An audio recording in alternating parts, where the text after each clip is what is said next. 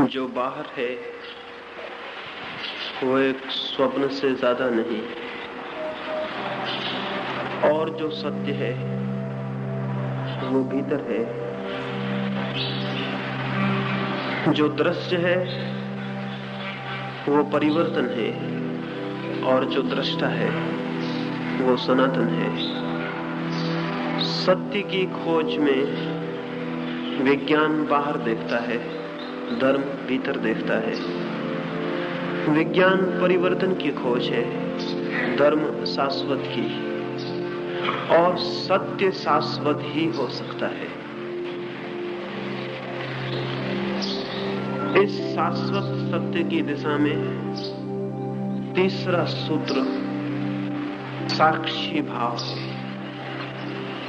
दृष्टा को खोजना है तो दृष्टा बने बिना और कोई रास्ता नहीं। लेकिन हम सब हैं सोए हुए लोग, हम सब करीब करीब सोए सोए जीते, सोए सोए ही जागते। बुद्ध एक सुबह प्रवचन करते थे, कोई 10,000 लोग इकट्ठे थे। सामने ही बैठकर एक भिक्षु पैर का अंगूठा हिलाता था। बुद्ध ने बोलना बंद कर दिया और उस भिक्षु को पूछा कि ये पैर का अंगूठा तुम्हारा क्यों हिल रहा है। जैसे ही बुद्ध ने ये कहा, पैर का अंगूठा हिलना बंद हो गया। उस भिक्षु ने कहा, आप भी कहां की फिजूल बातों में पड़ते हैं, आप अपनी बात जारी रखिए। बुद्ध ने कहा, नहीं, मैं ये पूछे बिना आगे नहीं बढ़ूंगा कि तुम पैर का अंगूठा क्यों हिला रहे थे। उस भिक्षु ने कहा, मैं हिला नहीं रहा था, मुझे याद भी नहीं था, मुझे पता भी नहीं था। तो बुद्ध ने कहा, तुम्हारा अंगूठा है और हिलता है और तुम्हें पता नहीं, तो तुम सोए हो या जागे हुए हो। और बुद्ध ने कहा, पैर का अंगूठा हिलता है, तुम्हें पता नहीं, मन भी हिलता होगा और तुम्हें पता नहीं होगा, विचार भी चलते होंगे और तुम्हें पता नहीं होगा, वृत्तियां भी उठती होंगी और तुम्हें पता नहीं होगा। तुम होश में हो या बेहोश, तुम जागे हुए हो या सोए हुए हो।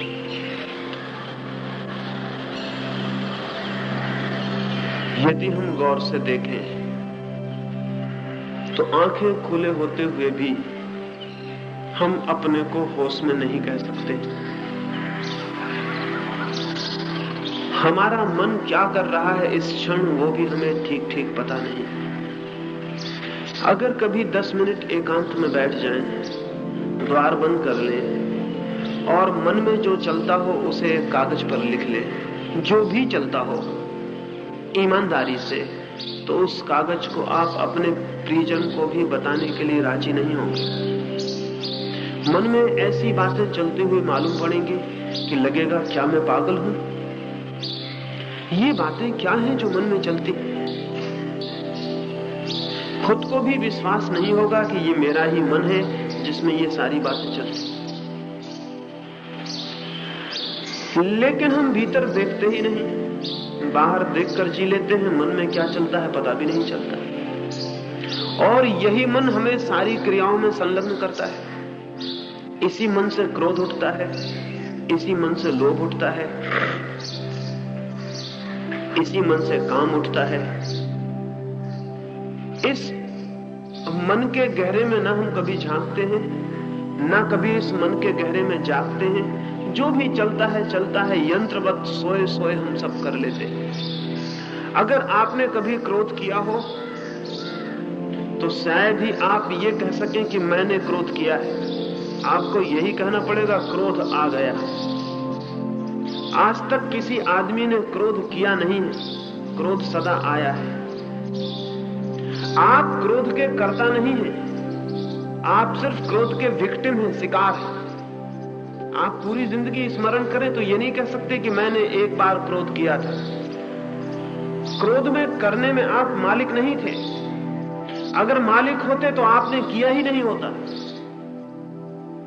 कोई आदमी जान के गड्ढे में नहीं गिरता है, गिर जाता है, ये दूसरी बात है। किसी आदमी ने जान के क्रोध भी नहीं किया है तो क्रोध हो जाता है, ये दूसरी बात है। क्रोध घटता है, क्रोध हम करते नहीं हैं। तो हम सोए हुए आदमी हैं या जागे हुए। और प्रेम के संबंध में तो लोग कहते ही हैं कि प्रेम हमने किया नहीं, हो गया। लेकिन इसका मतलब क्या होता है कि प्रेम हो गया? इसका मतलब यह होता है कि जैसे हवाएं चलती हैं और वृक्ष के पत्ते हिलते हैं, अवस परवस, जैसे आकाश में बादल आते हैं और हवाएं उन्हें जहां उड़ा के ले जाती हैं चले जाते हैं, विवश।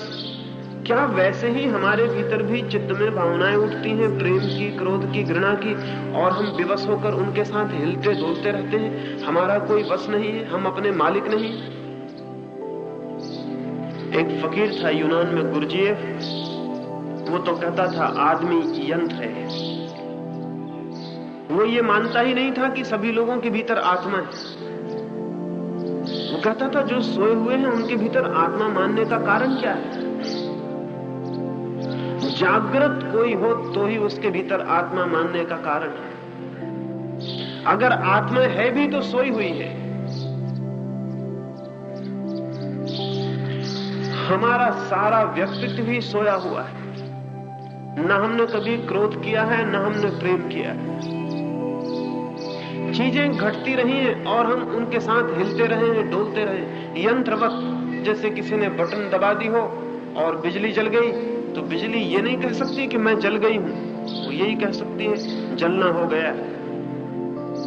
हमें भी कोई बटन दबा देता है और क्रोध जल जाता है, हम भूल से कहते हैं कि मैंने क्रोध किया है, क्रोध हो गया है। बटन दबी और क्रोध हो जाता है, पता भी नहीं चलता कब हो गया है। हमारे सारे व्यक्तित्व का पूरा आधार ऐसा ही अनकॉन्शियस अचेतन है। इस अचेतन चित्त को लेकर कोई सत्य का साक्षात्कार नहीं कर सकता है।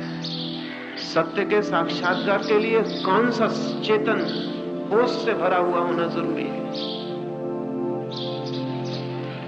इस होश के लिए ही तीसरा सूत्र आपसे कहना चाहता हूं, जीवन की प्रत्येक क्रिया के प्रति जागरूक होना साधना का एकमात्र मार्ग है। जो भी हम करते हैं वो निद्रित न हो, जो भी हम करते हैं वो जागृत हो। बहुत कठिन है ये बात। अगर रास्ते पर आप चल रहे हैं और जागृत होकर चलने की कोशिश करें तो आपको पता चलेगा कितना कठिन। एक दो क्षण याद रख पाएंगे कि मैं चल रहा हूं और फिर ये बात भूल जाएगी और चलना मैकेनिकल, यांत्रिक ढंग से होने लगेगा, मन कहीं और चला जाएगा। 5 मिनट भी चलते हुए ये होश रखना मुश्किल है कि मैं चल रहा हूं। अपनी ही क्रिया है चलने की, अपना ही मन है, लेकिन चलने की क्रिया को 5 मिनट तक सतत स्मरण रखना, रिमेंबर रखना मुश्किल मानता है। इसे थोड़ा लौटते वक्त करके प्रयोग करेंगे तो ख्याल में आएगा। और जब चलने की साधारण सी क्रिया के प्रति हम 5 मिनट नहीं जाग सकते, तो आत्मा की बहुत गहरी क्रियाओं के प्रति हम कैसे जाग सकते हैं? बुद्ध एक रास्ते से गुजरते हैं, उनके साथ एक भिक्षु है आनंद। वे आनंद से बात कर रहे हैं। एक मक्खी आकर उनके गले पर बैठी है, उन्होंने मक्खी उड़ा दी है। फिर रुक के खड़े हो गए, फिर आनंद से कहा, भूल हो गई आनंद, मक्खी को मैंने सोए सोए उड़ा दिया।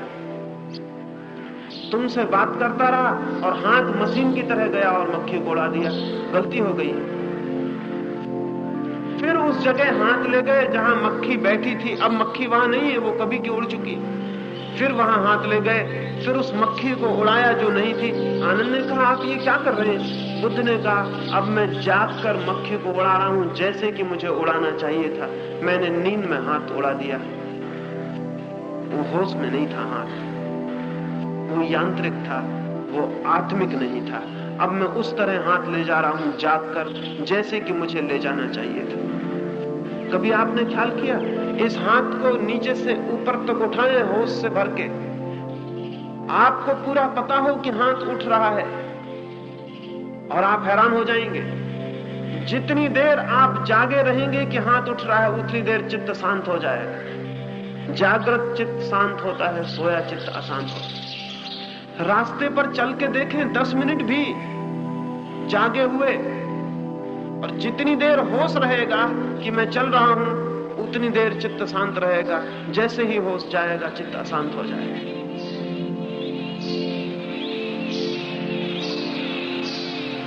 हमारी सामान्य क्रियाओं से शुरू करना जरूरी है साक्षी का भाव।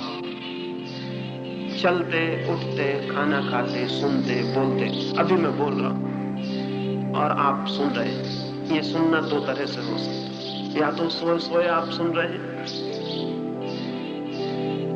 हैं एक यंत्र की तरह, या आप जाग के सुन रहे हैं कि आपको पूरा पता है कि आप सुन रहे हैं। होश है पूरा कि आप सुन रहे हैं। अगर आप होश पूर्वक सुन रहे हैं तो सुनने में ही एक अद्भुत शांति आनी शुरू हो जाएगी जिसका आपको कोई पता नहीं।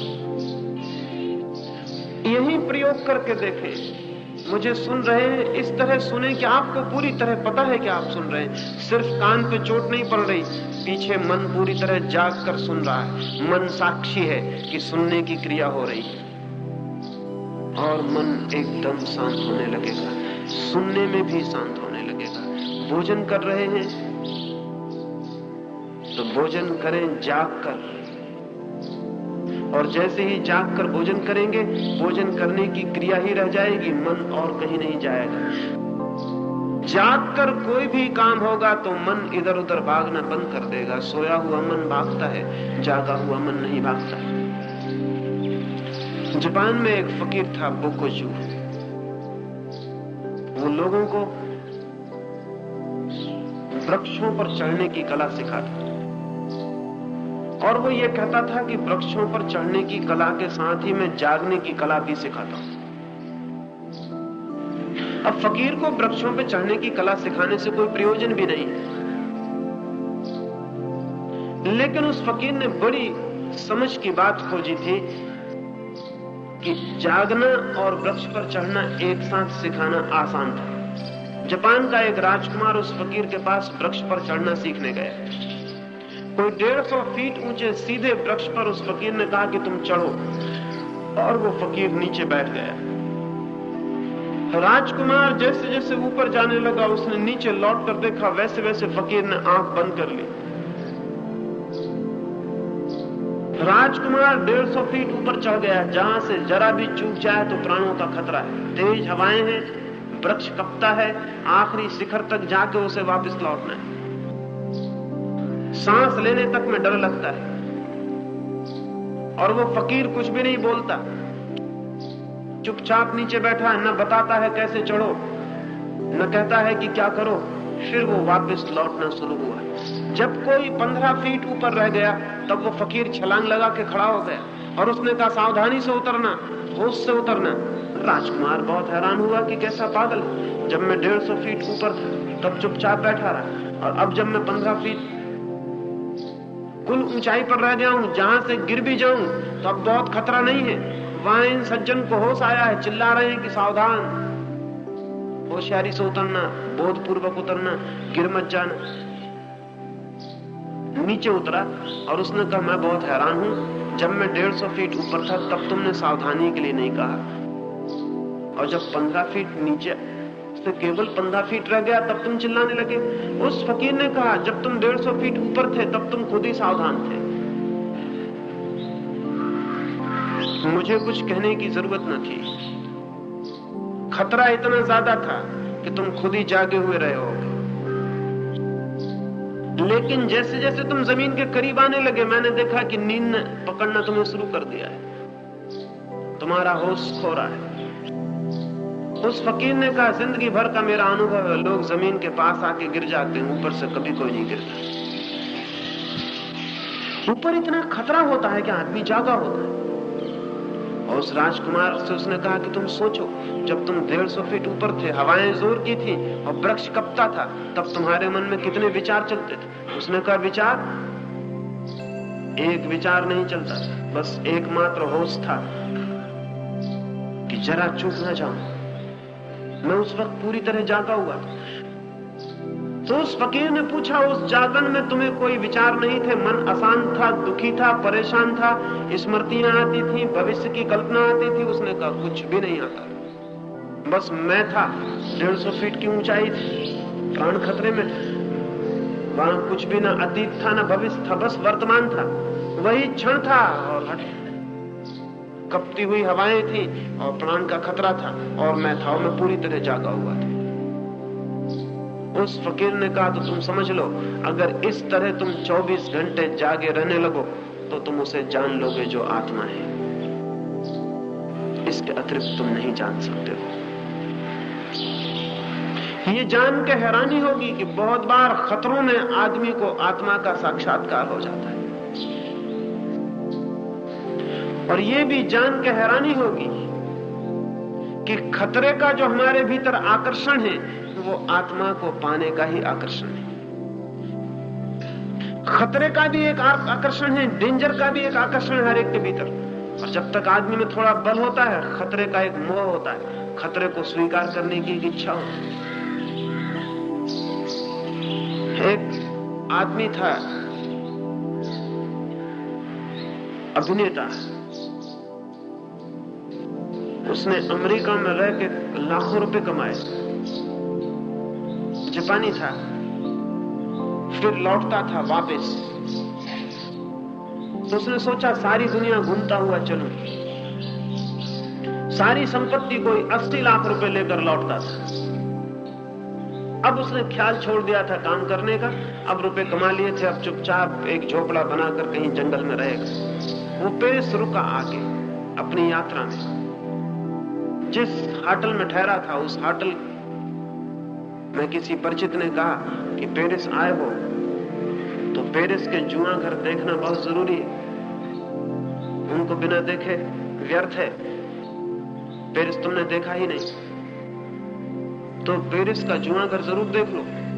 उस आदमी ने कहा, मैंने कभी जुआ नहीं खेला, लेकिन तुम कहते हो तो चलो चलता हूं। वो पेरिस के बड़े जुआ घर में गया और उसने जाके 80 लाख रुपए एक ही साथ दांव पर लगा दिए, जितना लाया था कमा। उसके मित्र ने कहा, क्या पागलपन करते हो, पागल हो गए हो, इतना बड़ा दांव पेरिस के जुआ घर में कभी भी नहीं लगाया गया, एक ही दांव और इकट्ठा, और उसके पास एक पैसा नहीं बचता है पीछे। पर उस अभिनेता ने कहा, अगर दांव ही लगाना है तो पूरा लगाना चाहिए, नहीं तो दांव का मजा ही नहीं आएगा। उसने वो 80 लाख रुपए का दांव लगा दिया और हार गया। उस जुआ घर से होटल तक लौटने के लिए पैसा भी मित्र से उधार लेने पड़े। सन्नाटा छा गया होटल में और सभी लोगों ने समझा कहीं वो आदमी मर न जाए, इतना बड़ा धक्का होगा उसको। रात जाके वो अपने होटल में सो गया। संयोग की बात, किसी दूसरे जापानी ने उस रात आत्महत्या की पेरिस में। सुबह अखबारों ने खबर छाप दी कि फला फला अभिनेता ने आत्महत्या कर ली, क्योंकि पक्का ही हो गया कि वही होगा, दूसरा कौन होगा।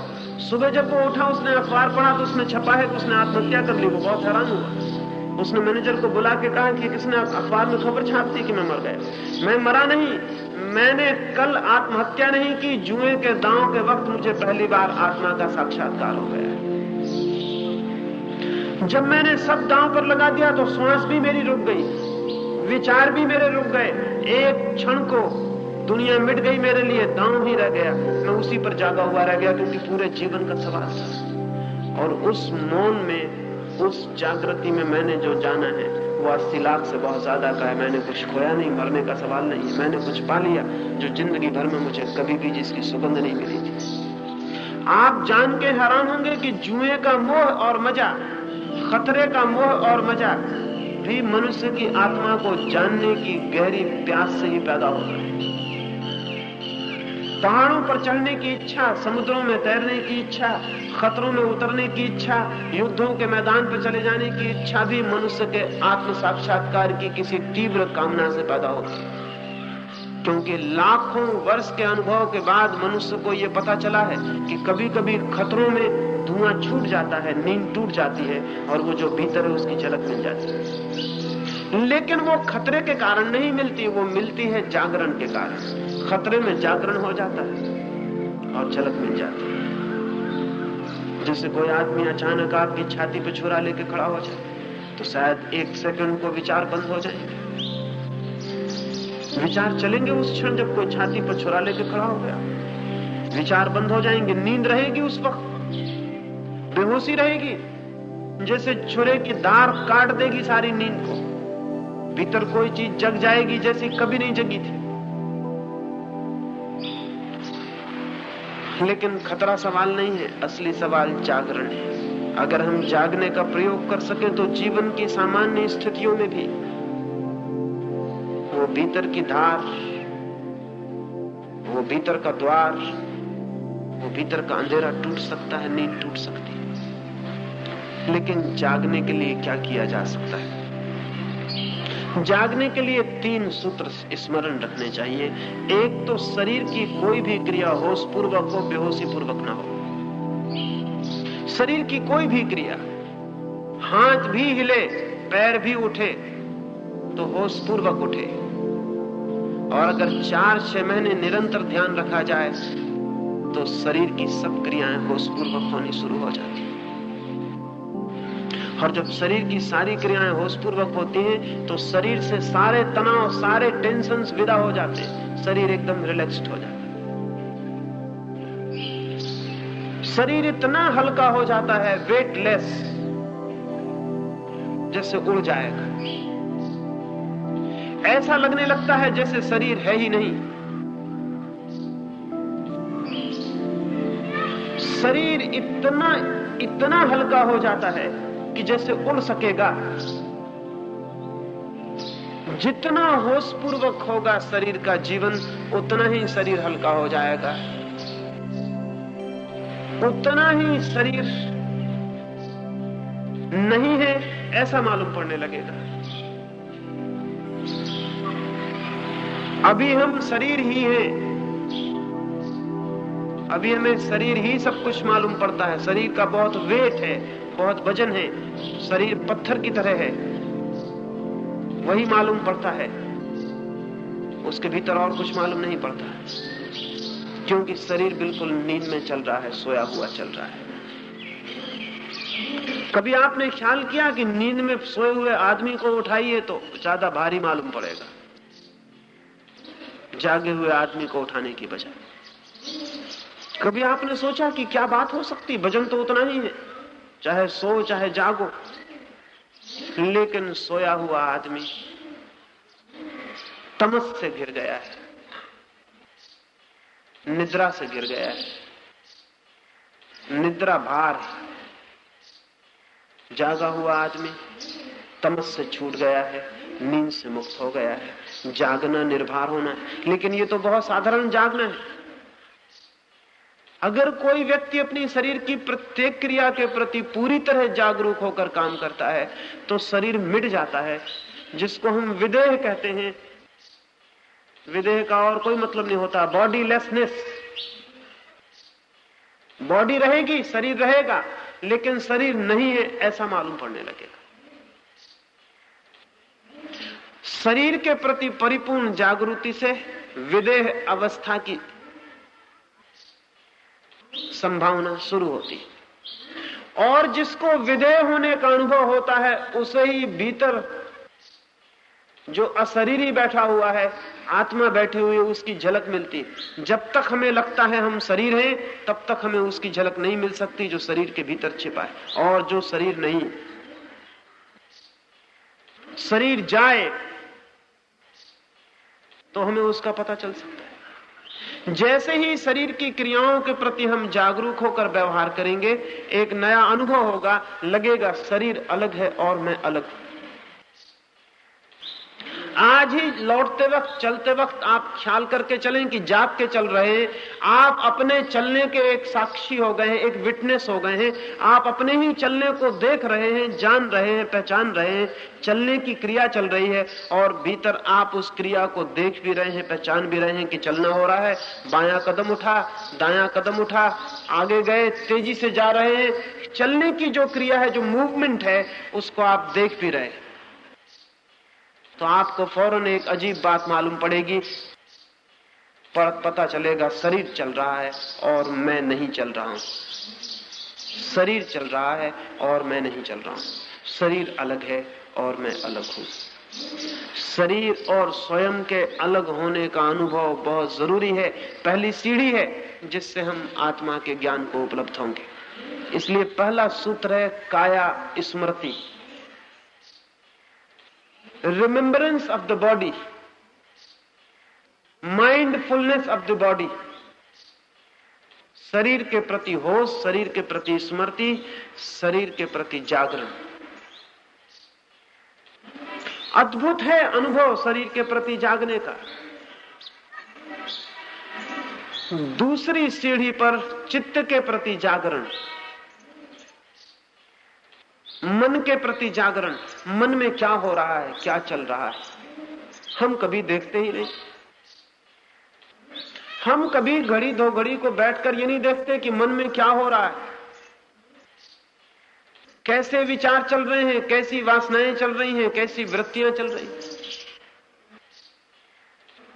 मन में जोर के तूफान प्रतिक्षण चल रहे हैं, 24 घंटे चल रहे हैं। एक क्षण भी मन शांत नहीं है, मौन नहीं है, मन काम कर रहा है। शरीर तो रात में सो भी जाता है, मन तब भी नहीं सोता, तब भी उसका काम जारी है। रात सपने चल रहे हैं। मुश्किल से स्वस्थ आदमी रात में 10 मिनट को सोता है पूरी तरह, बाकी समय सपने चलते ही रहते।